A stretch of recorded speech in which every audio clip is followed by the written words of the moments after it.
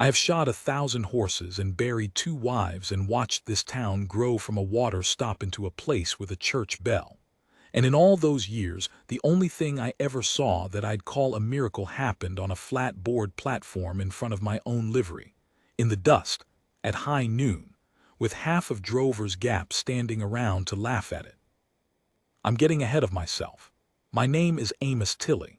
I ran the livery and the stage office in Drover's Gap for 41 years, and a man who runs the livery sees everything, because everything that comes into a town and everything that leaves it has to pass under his eye and pay him a coin to do it. I saw the cattle barons come through, and I saw them broke. I saw the railroad surveyors and the circuit preacher and the woman who shot the gambler in the aces and didn't hang for it. But the day I'm going to tell you about is the day the noon stage brought us Adeline Crail, and I want to tell it right, because most folks who tell it wrong, and she deserved better than the way the wrong tellers tell it. It was the back end of September, the year the grass came in late and stayed gold clear through to the first snow. I remember the heat of it because I had the big doors of the livery hauled open, and I was standing in the shade of them watching for the stage, which was running late the way it always ran late when the quill was low, and the team had to pick its way across the ford. Cyrus Bell was on the platform already, and that was its own piece of news, because Cyrus Bell did not stand and wait for anything.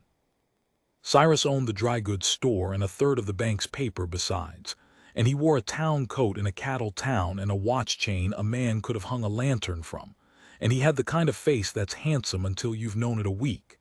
He was got up that day like it was Sunday, hair oiled flat, boots blacked, and he kept taking that watch out and snapping it shut, snap, snap, like the sound itself could pull the stage in faster. "Big day, Cyrus," I asked him just to be friendly. "Day a man takes a wife, Tilly," he said, and he didn't look at me when he said it. "A man's got to settle sometime, build something. I sent back east for a respectable woman of good family, and I'll have her keeping my house by supper." He'd let it be known around town. He'd shown the photograph in the aces, passed it hand to hand, a little oval likeness of a young woman with her hair done careful and her chin up, and the men had whistled and Cyrus had taken it back and tucked it in his breast pocket like a deed to good bottomland. Sent for, paid for, settled. That was how Cyrus thought about most things, including people. The stage came up out of the river bottom about 1/4 past noon, the team lathered, old Bob Healy on the box, and it swung in and rocked to a stop in front of my doors, and the dust we'd all been standing in for an hour rolled up over the whole platform and hung there. A crowd had gathered by then. It always did when the stage came in, but it had gathered thicker that day, because word gets around in a town that size, and there's nothing folks like better than to watch another man's private business in the open street. The loafers from the aces had drifted over, a handful of the ranch hands, Mrs. Pewterly and the church women, who'd come to inspect the new bride and find her wanting, which they were going to do no matter what got off that stage. Bob set the brake and climbed down and opened the door, and a man got off first, a drummer with a case of patent tonic, and then a thin rancher's wife from up the valley with a basket. And then there was a little wait, the kind of wait where everybody leans in, and then she stepped down. She came down careful, the way a person comes down who's been 3 days on a hard board and 100 miles of bad road, and she stood and put her hand to the coach to steady herself, and she had a traveling veil down over her face, a dark net the way the genteel women wore for the dust. She had on a gray dress that had been good once and had been brushed and brushed since to keep it looking good, and she had a single trunk, which Bob handed down to me, and it wasn't heavy. A whole life in a trunk a man could lift with one arm. I set it down soft. I don't know why. Something about her made you want to set her things down soft. Cyrus came across the platform with his hand out and his store-bought smile on. "Miss Crail," he said loud for the crowd, "welcome to Drover's Gap. I trust the journey wasn't too." She lifted her veil. I have thought a great deal in the years since about why what happened next happened the way it did, because there is nothing under God's sky shameful about a burn scar, and I have seen men carry far worse and be thought heroes for it. But there it was, down the left side of her face from her temple to her jaw and on down her neck into her collar, the skin drawn and pale and shining, an old burn, healed long, a fire that had happened to her years before and was finished happening, and had left its mark the way fire does. The right side of her face was as fair as the photograph. The left side told you she had stood in something terrible once and walked out of it. And her eyes, I want this remembered. Her eyes were level and gray and steady, and she looked Cyrus Bell full in the face and did not flinch and did not duck her chin, and waited to be welcomed. And the platform laughed. It started with the loafers, the way ugliness usually starts, a snort and then a guffaw, and it ran through the crowd quick as fire in dry grass, and even some of the church women put their gloves up to hide their mouths, which is a worse thing than laughing out plain. And Cyrus Bell's smile fell off his face like a plate off a shelf, and he took a step back from her, an actual step backward in front of the whole town, and he said, "No." He said it the way you'd say it to a horse trader who'd brought you a spavined animal. "No, there's been a mistake. The likeness I was sent, this is not," and he couldn't even finish. He was so put out, so cheated feeling, and he turned half around to the crowd like he was calling them to witness the fraud done to him. "There was no mistake, Mr. Bell," she said. Her voice was low and even and carried clear across that platform because everyone had gone quiet to hear it. "The photograph is 4 years old. I wrote you that it was 4 years old. The fire came after. I wrote you about the fire as well in my second letter plainly so that you would not be surprised. I did not wish to surprise you." She paused. "It seems my letter did not reach you, or you did not read it close." That was the thing of it. She had told him. She'd done the honest thing across 1,000 miles, and he hadn't had the manners to read his own mail, and now he was making her crime out of his carelessness in front of the whole street. And she knew it, you could see she knew it, and she wasn't going to beg. "I'll not have it bandied that I'd wed a—" Cyrus dropped his voice, but not enough. "A disfigured woman, a man in my position, the town would know." He had got his color back by then and his meanness with it. "Tilly," he said to me, "when's the eastbound?" "Thursday," I said. I didn't like saying it. "Thursday?" He turned back to her. "You'll be on it. I'll not be made a fool of." And then the worst thing, the thing I have never forgiven him, he reached into his coat and took out $2 and held them out to her there in front of everyone. "For your trouble, the fare's your own affair." She looked at the money. She did not take it. She looked at it the way you'd look at a thing left out in the rain, and then she looked back up at Cyrus and she said, very quiet, "Keep it, Mr. Bell. You'll want it more than I do to buy back your name in this town." And there was a noise in the crowd at that, not a laugh, something else, a little intake of breath because she'd cut him and he felt it. But cut or not, the fact stood. She was a woman alone in a hard town 800 miles from wherever she'd come, with a trunk you could lift one-handed and no fare home and no friend on that platform, and the man who'd sent for her had turned her out into the dust. I started toward her. I'd have given her the loft over the office. I'd have wired the church society. I'd have done something. I was working it out even as I moved, but I wasn't the one who got there first. Tobias Reed had been standing at the back of the crowd the whole time. I hadn't marked him, and that was usual, because Tobias Reed had a particular gift for not being marked.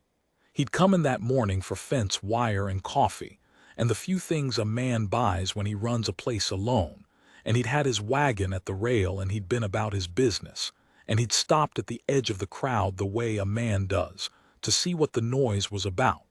He was a big man gone lean. Dark, weathered down to rawhide, with gray coming in at the temples, though he wasn't old, maybe 40, and he had a stiffness in his left leg that he'd carried back from the war and would carry to his grave, and a scar of his own, a seam along the jaw on the left side, pale against the brown of him, where something had laid the bone open a long time ago. He kept to his ranch up at Lantern Hill, and he kept to himself, and he had buried a wife years back before any of this, a young wife and the child with her, both in one winter, and after that he'd shut up like a fist, and a man learned not to ask. He came through that crowd without hurrying.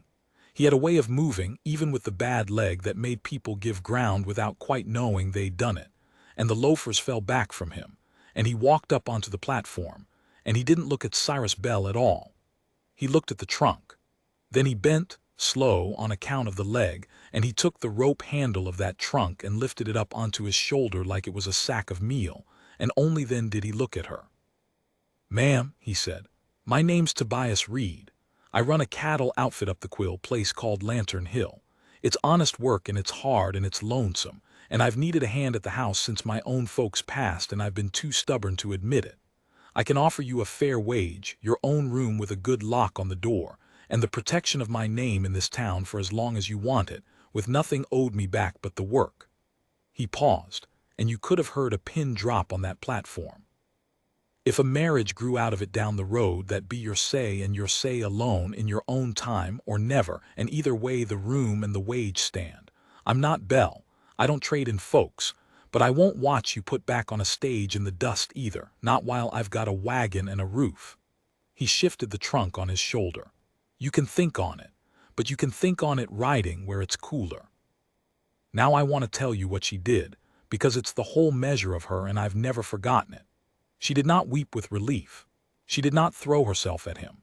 She looked at Tobias Reed a long moment, taking the measure of him the same level way she'd taken the measure of Cyrus, and then she looked back over the whole crowd, slow, taking in every face that had laughed, the loafers and the church women and the merchant with his $2 still in his hand, and she let them see her see them. And then she turned back to Reed. "I'll work for my wage, Mr. Reed," she said. "I'll earn the room, I won't be anybody's charity," she drew herself up, "and I'm a fair seamstress and a fair cook and I keep clean books, so you'll find you got the better of the bargain before the month's out." A flicker of something at the corner of her mouth, not a smile yet, but the place a smile would someday be. "Drive on, then. It's a foolish thing to argue terms in this heat." And so help me, Tobias Reed almost smiled too. The left side seam pulled. He carried her trunk to the wagon and he handed her up to the seat, careful, not familiar, the way you'd help your own sister, and he climbed up the off side with his stiff leg, and he chucked to the team, and they rolled out of Drover's Gap up the river road toward Lantern Hill with the whole town standing in the dust they'd left behind. Cyrus Bell put his $2 back in his pocket. Nobody laughed anymore. Mrs. Pewterly found something to look at in the other direction. "I went and shut my big doors against the heat, and I'll tell you the truth. My eyes were stinging, and it wasn't the dust. That was the start of it. I had it the rest over the years in pieces. Some I saw with my own eyes when they came to town. Some Tobias told me later when he and I had got to be friends, which we did. And some she told my second wife who was her dear friend by the end. And a little I have honestly had to put together myself, the way you do, knowing the people. But it's all true to the spirit of it even where I've had to fill a corner." Lantern Hill sat up where the Quill came down out of the pintos. Good grass and a year-round spring, and a house Tobias's father had built solid out of squared logs and added stone to. And it had been a fine place once and had gone shabby in the years. A grieving man lived in it alone. There were curtains gray with wood smoke that hadn't been washed since his mother hung them. There was a year of mending piled in a basket nobody touched. There was a kitchen that fed a man who'd stopped caring whether he ate. Adeline Crail walked into that house, and she saw, I think, two things at once: a place gone to seed, and a place that had been loved and could be again, and she rolled up her sleeves. She didn't do it to flatter him. She did it because she was the kind of person who could not abide a thing left half cared for, a torn hem or a stopped clock or a man eating cold beans over the dry sink because he'd forgotten how to set a table for one.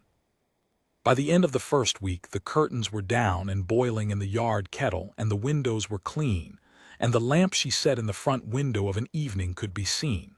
Folks said, "Clear down the valley," which is how the place came by the rest of its name in the local mouth, Lantern Hill, where the lamps always lit.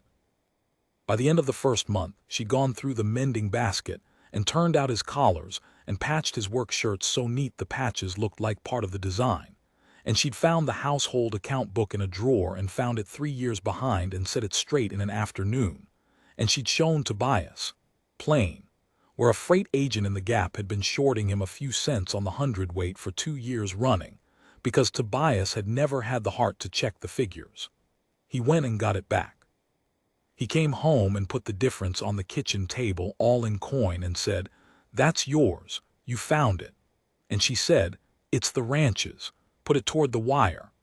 And that was the first argument they had, over which of them owned $31.40, and I believe it was the first time in 3 years Tobias Reed had laughed in his own house. I'll tell you about the scars, because it matters to the story and because they never made a secret of it, the two of them, once they trusted each other. It was a thing they had in common, and a thing that turned out to be a door between them, where for most folks it would have been a wall. She had told the truth on the platform. There'd been a fire.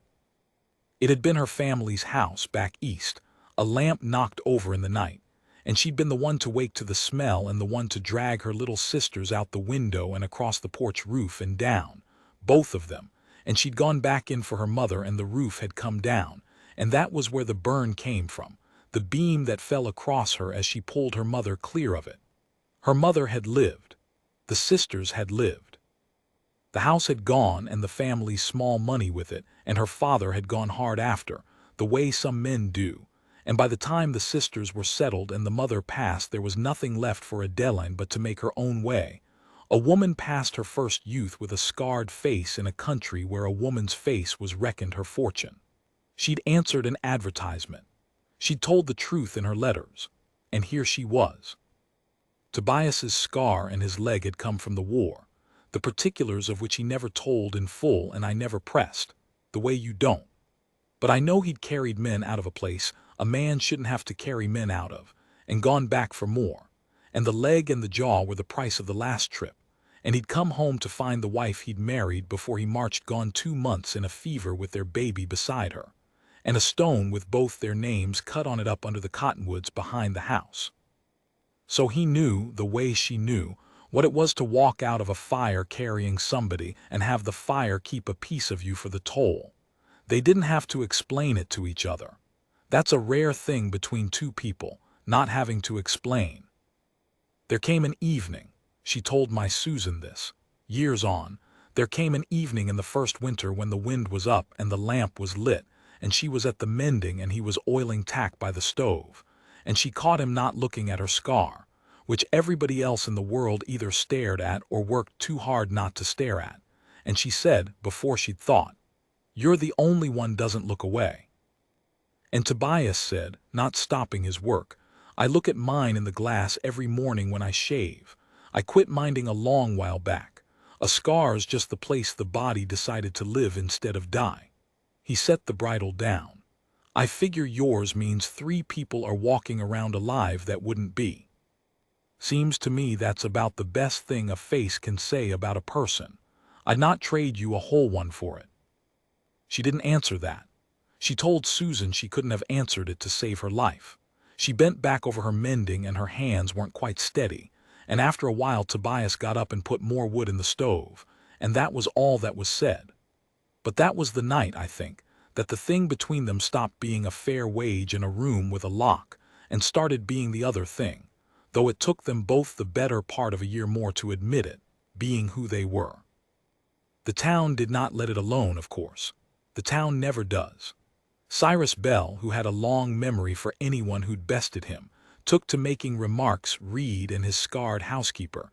Reed couldn't get a whole woman, so he took the spoiled one, that kind of dirty small talk that runs along a bar and into the church porch and back. And there were those who repeated it, the Pewterly woman chief among them, and there were Sundays Adeline Crail walked into the Drovers Gap Church on her own 2 feet with her chin up and felt the whole congregation rustle, and walked out again with it still up, and never once let them see it land. She had a dignity in her that the town could not get under, and that, more than anything, was what finally turned the town, though it took a hard season to do it. The hard season came the second summer, and it came in 2 pieces, the way trouble does, and I'll tell them in the order they fell. The first piece was the bank. The dry summer had been hard on every outfit in the Pintos, and Tobias had borrowed against the ranch the spring before to buy good breeding stock, betting on the grass, and the grass had betrayed him along with everyone else, and the note came due in the fall with the cattle not yet fat enough to make it whole. And the note was held. This is the part that makes your teeth ache. The note was held by the bank in which Cyrus Bell owned a third of the paper. And Cyrus saw his chance to grind the man who'd shamed him on the platform, and he leaned on the bank to call the note hard and call it early, and refuse the extension that any decent banker would have given a sound man in a bad year. Foreclose on Lantern Hill. Take the spring and the grass and the squared log house, and put Tobias Reed and his scarred woman out on the road, and be revenged for $2 refused in front of the town. Adeline found out about it the way she found out everything, by keeping the books. She saw the figures didn't work and she made Tobias tell her the rest, and he told her, ashamed, a man who'd never owed $1 he couldn't pay until that year. And here is the thing she did, and it's the second best measure of her after the platform. She didn't weep and she didn't rail at Cyrus Bell. She got out a clean sheet of paper, and she sat down at the kitchen table with the lamp, and she went through that ranch's accounts the way a surgeon goes through a wound. And she found, the way she'd found the freight agent's pennies, enough margin to fight on a wagon to sell here, a contract to renegotiate there. A quarter of the herd she could prove was worth more to a buyer she knew of in the next county than to the local ring that was lowballing every distressed sale that fall. And she wrote letters. Lord, she wrote letters to the county seat bank, to the cattle buyer, to a wool factor she dealt with in her seamstress days who owed her a turn. And she drove to the railhead herself, with Tobias, and stood in offices where they did not want to talk to a woman, scarred or whole, and made them talk to her, because she had the figures and the figures were right, and she would not leave the chair until they'd looked at them. And she very nearly pulled it off clean. She bought them weeks they shouldn't have had. But Cyrus had the local bank in his pocket, and the local bank moved the date up on a technicality, and it came down at the last to one short stretch. A single week between when the county seat draft would clear, and when the local note fell due, 1 week where Lantern Hill stood to be lost on a matter of 7 days, and the spite of one small man. That was where the second piece of the hard season fell, and it fell as fire. It was October, dry as a bone, the late grass gold and cured to tinder, and the wind came down out of the pintos hot the way it does some falls, and somewhere up the valley, a careless camp, a dropped pipe, lightning from a dry storm, nobody ever knew, a grass fire stood up and started to run. And it ran toward Lantern Hill and toward the spread below it, the Mercer place, where a widower named Mercer had a hardscrabble outfit and 4 children and a wife 2 years in the ground, and where, that particular afternoon, Mercer himself was 12 miles off at the railhead, and the 4 children were home with the oldest, a girl of maybe 11, minding the bobbies. I was in town. I saw the smoke go up and I rang the livery bell myself, which was the fire bell as much as anything in the gap, and the men turned out the way men do, throwing sacks and shovels in wagons and lighting out, and I'll tell you it was a bad one, the worst in years. A wall of it coming down the valley faster than a horse could comfortably run and the wind behind it. Tobias was already on it. He'd seen it first from the high pasture, and he'd come down off Lantern Hill at a dead run and got a deadline and a barrel of water and the wet sacks, and they'd started a backfire to save the house, the 2 of them, working that line in the heat and the smoke. And it was while they were working it that Adeline looked down the valley through the smoke and saw the Mercer place dead in the path of it and saw no wagon in the Mercer yard, which meant the father was gone, and saw, she swore to it after, a small figure on the Mercer porch, a child, standing and looking at the fire coming the way a child does, not running because a child doesn't know to run. Now you have to understand what it cost her, what I'm about to tell you, because she was a woman who had walked out of one fire carrying her sisters and gone back in for her mother, and had the roof come down on her for it, and there is no soul on earth had more reason to turn her back on a wall of flame and let it be somebody else's children. She had paid the fire once already in full on her own face. Nobody could have said a word against her if she'd stayed by the safe backfire, and the house she'd made into a home. She put down the sack and she ran toward it. She took the wagon, cut the team loose from the water barrel, and rode one bareback down that valley with the fire's heat on her like the open door of a forge. And Tobias saw her go and shouted and couldn't stop her, the leg too slow, and he came after the only way he could, fast as the bad leg would let him, his heart in his mouth. He told me, certain he was about to lose a second person to a fire, and this time the one he hadn't said the word to her yet. He thought he was going to lose the chance to. She made the Mercer porch ahead of the fire by minutes, less. She got the oldest girl and she got the two middle ones who'd hidden under a bed the way children do, and she couldn't find the baby, and the smoke was coming, and she went back into that house, into a burning house, a second time in her life, and she found the baby in its cradle in the back room, and she came out through smoke with her skirts smoking, and the baby wrapped in a wet blanket she'd had the wit to soak at the porch barrel, and she had all four of them, 4 Mercer children. Out in the yard and down behind the spring's wet ground where the fire would break around them, and she lay over the littlest with her own scarred body between it and the heat, and that's how Tobias found them when he came down the last of the slope. Adeline Crale lying in the wet meadow grass curled around 4 other people's children, with the fire going around them both sides like water around a stone. The fire took the Mercer house and a deal of grass, and it came up against Tobias's backfire below Lantern Hill and broke there, and burned itself out against the bare ground. She'd had the sense to make him cut that spring along the property line, the fire break she'd read about in a journal and insisted on against his grumbling, and the squared log house her hands had made into a home stood through it without so much as a scorched sill. But nobody was thinking about houses.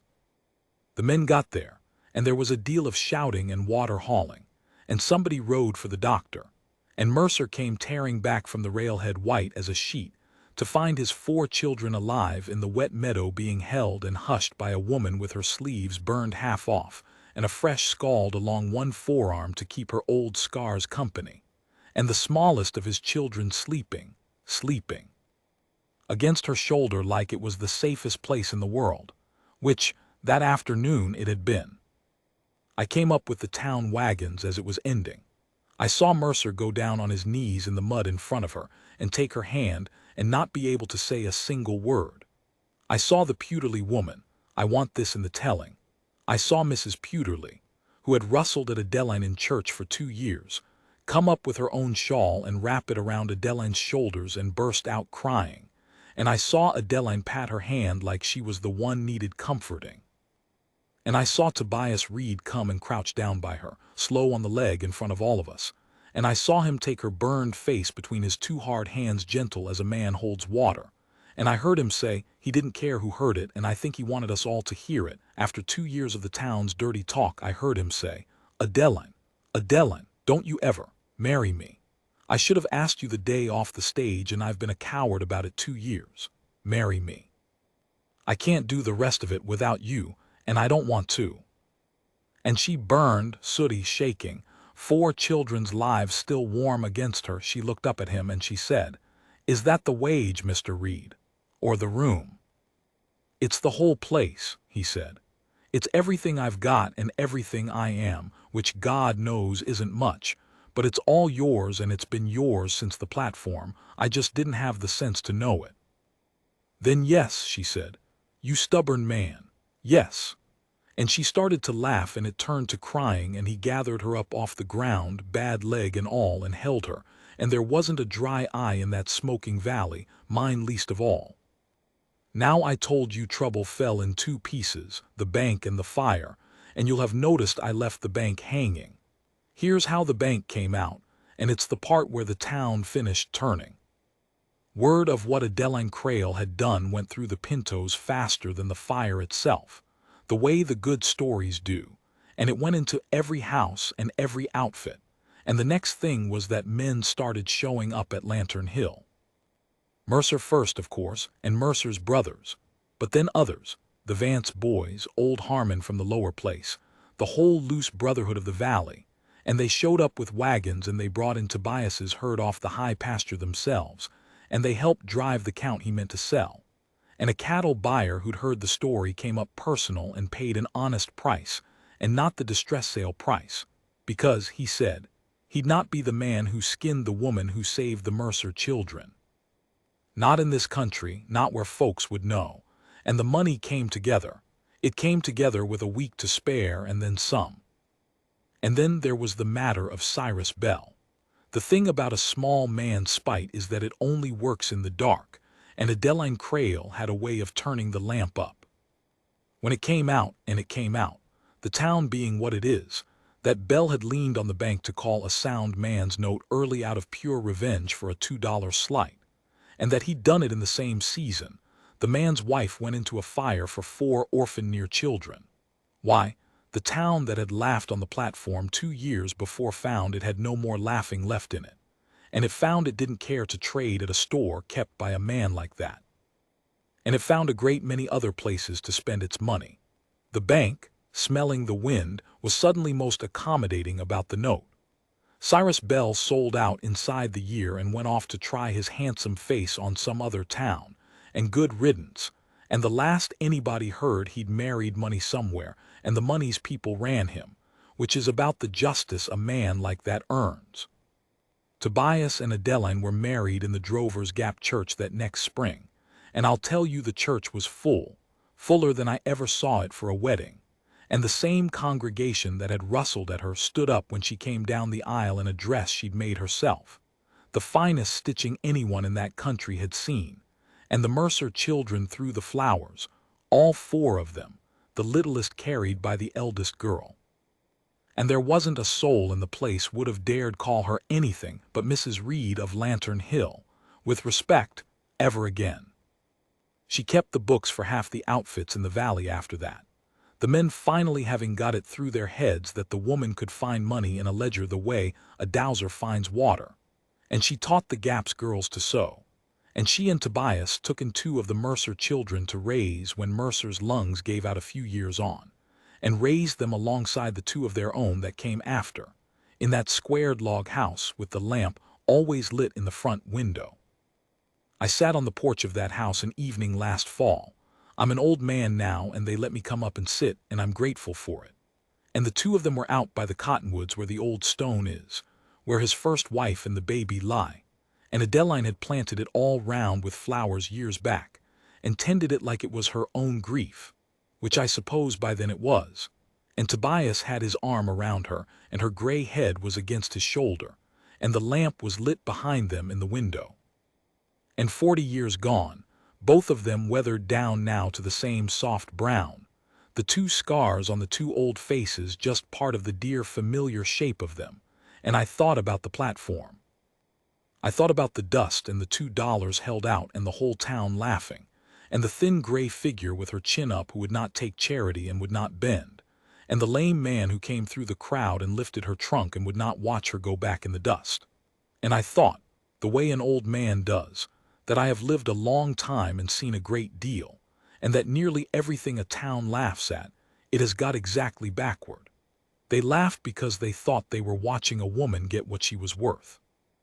They were watching a man find the most valuable thing in the whole Pinto country, step down off the noon stage, and very nearly let it ride out again on the Thursday eastbound, and only just have the sense to carry her trunk.